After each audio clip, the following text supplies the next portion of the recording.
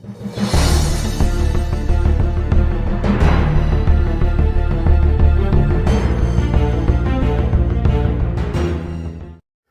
afternoon, keepers of the couch. Happy Savage Saturday. And this on episode 181 of Savage Saturday, we are presenting 5 reasons I'm excited about the Red Sonja movie. Now, as you guys know, anyone who's watched this channel, and if you're new to the channel, I'm a huge sword and sorcery person, Robert E. Howard lifetime reader.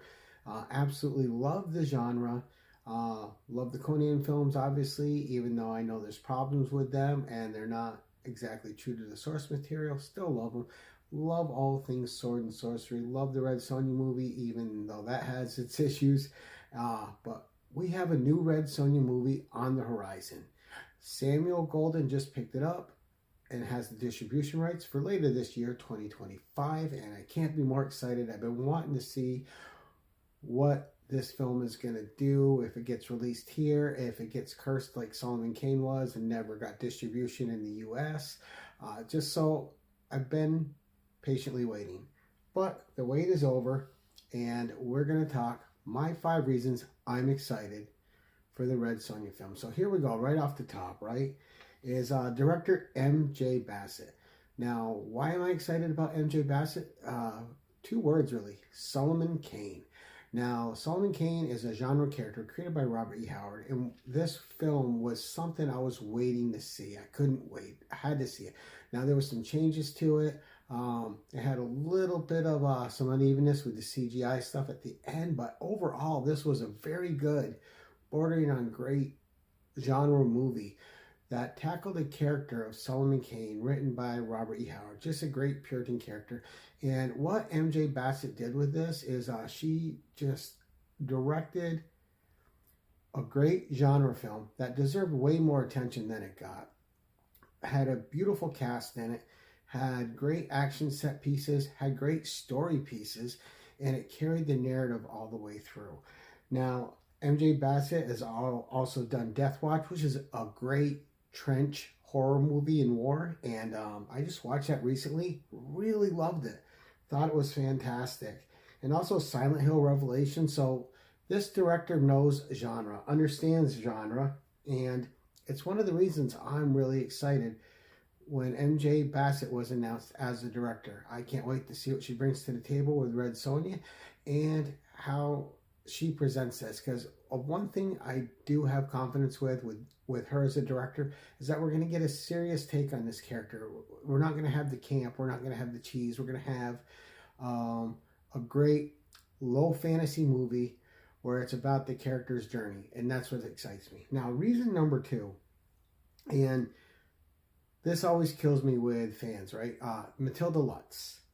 I think she's fantastic casting. Now, a lot of groaning was done, especially when it was first announced that Hannah John Kamen was announced, and I was okay with that because she's also a very good genre actress, and she is also good with stunts and doing a lot of her own work. Then she dropped out. We got Matilda Lutz, and I was even more excited because Matilda Lutz is fantastic.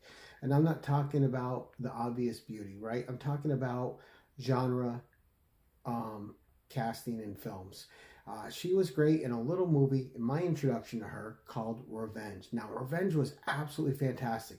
Now, when I watched this movie, I literally just watched it because I am a fan of horror and the horror genre in general. And I didn't expect anything except a I Spit on Your Grave kind of movie, right? Just a copycat movie, and it wasn't. It certainly in that genre, but it was its own thing. And Revenge was brutal, it was bloody, it was fierce, it was uber violent, and it ended up being this incredible survival tale. And Matilda basically played 2 different characters in this movie, because her character at the end is not the character she was at the beginning. And her transformation during this movie is nothing short of amazing. Like, she carried the action, she carried the dirt, the grime, the blood, the violence. She carried it all with her. And it's these characteristics that she displayed in this movie that make me have nothing but faith that she is going to be an incredible and astounding Red Sonja. Matilda Lutz is great casting. And before you poo her, just remember that many people said Michael Keaton couldn't be Batman. Heath Ledger couldn't be the Joker. Daniel Craig can't be James Bond. And look how all those turned out, right? They defined those characters for a generation. So give Matilda a chance. Let her define Red Sonja for this generation. I think she's going to kill it, and I think she's going to just completely make this role her own, and it's going to be something she's known for. That's just my opinion, as all this is. Now, reason number 3, Tasha Huo. Now, Tasha Huo is someone I'm not very familiar with, but I did just recently, because I'm a huge Tomb Raider fan. I've played the whole series. I've been a fan of Tomb Raider for over 20 years. I've played all the games. I've read all the novels. Loved the comics from Wildstorm. It's still one of my favorite runs of comics. They were done fantastic. But she wrote Tomb Raider, The Legend of Lara Croft, that animated TV series on Netflix. When it started, the first episode I thought was, it was an introductory episode. So knowing most of the Lara Croft stuff, I found the first episode a little slow, and then it took off. And I thoroughly enjoyed Tomb Raider, The Legend of Lara Croft, because once they got the exposition episode out of the way, it's mandatory. It was great. The series had some surprises I didn't expect, and I thought she kept it interesting. I thought the story beats were great, and there was a lot of things that she put in that series with a character that I followed for over 20 years that I found fun and surprising and worthy, and I think she can do the same with the Red Sonja script. So I'm excited about that. Now, reason number 4, costume design and environmental design and set design. Now, Matilda Lutz looks absolutely fantastic. Of course, she's got the metal bikini, but it's not something skimpy, right? It's like a cross between the Barry Windsor Smith, the Frank Thorne, and the Esteban Murado designs. It looks fantastic. She looks great in the action set pieces they've shown where they're covered in blood.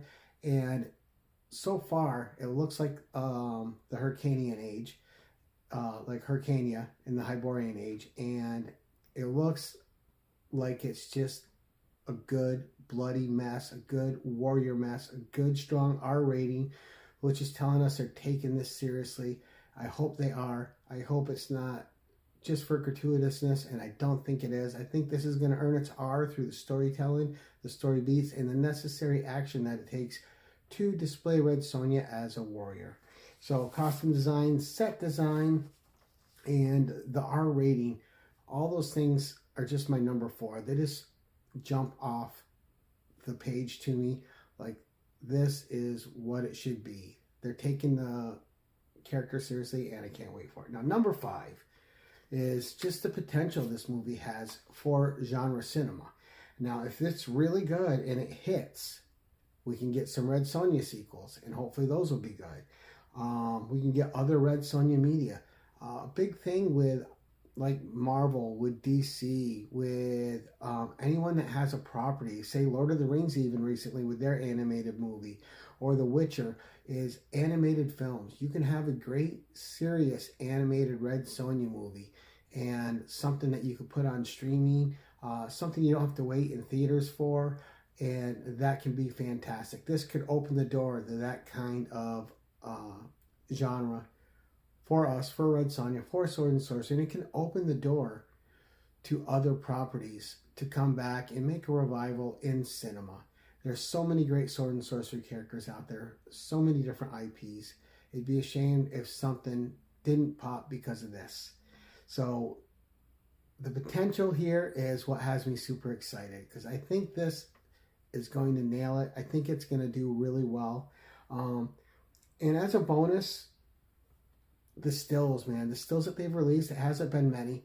But the cast looks involved. They look like they're having fun. Sometimes you see set photos and the cast looks bored or they look disengaged with the content.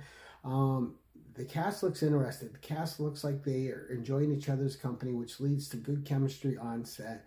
And the set photos of the action stills look astounding. And we haven't seen a lot, but just based on a little bit we've been given, this all points towards a good film. And again, I think the 2 strongest elements of this for me is director MJ Bassett and the casting of Matilda Lutz. I think these are the two anchors for this film, and I think it's going to rise and fall on their shoulders, and I think we're in good hands. I don't think they're going to let us down, but let me know what you think in the comments below. You're just talking to a lifetime, listening to a lifetime sword and sorcery genre fan, Robert E. Howard fan. This, of course, isn't Robert E. Howard's Red Sonja. This is a Red Sonja that was more created by Roy Thomas and Barry Windsor Smith for the comics. Almost a completely different character than the Robert E. Howard, but I can't wait to see what they bring. I hope this is true to the old comic ways, and it displays us and sets us in this incredible world, which we can just lose ourselves in. But that's it for today, guys. That's my hot take, my hot 5 reasons of why I'm excited about the Red Sonja movie. Let me know if you're excited in the comments below. And until next time, keep it casual.